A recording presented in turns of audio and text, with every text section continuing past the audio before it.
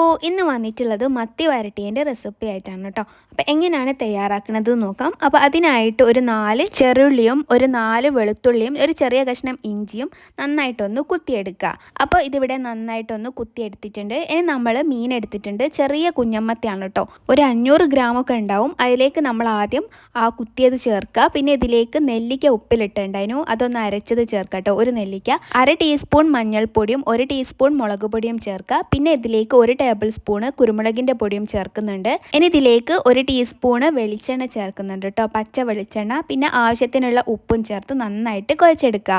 അപ്പോൾ ഇത് കുഴച്ചെടുക്കുന്ന സമയത്ത് എനിക്ക് കുരുമുളകിൻ്റെ പൊടി കുറച്ചുകൂടി വേണം തോന്നി. പിന്നെ ഞാനൊരു 2 ടേബിൾ സ്പൂൺ കൂടിയും കുരുമുളകിൻ്റെ പൊടി ചേർത്തിട്ടുണ്ട്. ഈ കുരുമുളകിൻ്റെ പൊടി മുന്നിട്ട് നിൽക്കണം കേട്ടോ, അപ്പോഴാണ് ഈ വരട്ടിയതിന് നല്ല ടേസ്റ്റ് ഉണ്ടാവുള്ളൂ.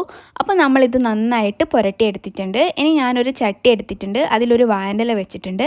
എന്നിട്ട് നമ്മൾ പുരട്ടി വെച്ചിട്ടുള്ള മത്തി ഇങ്ങനെ വെച്ച് കൊടുക്കുക കേട്ടോ, നിരയായിട്ട്.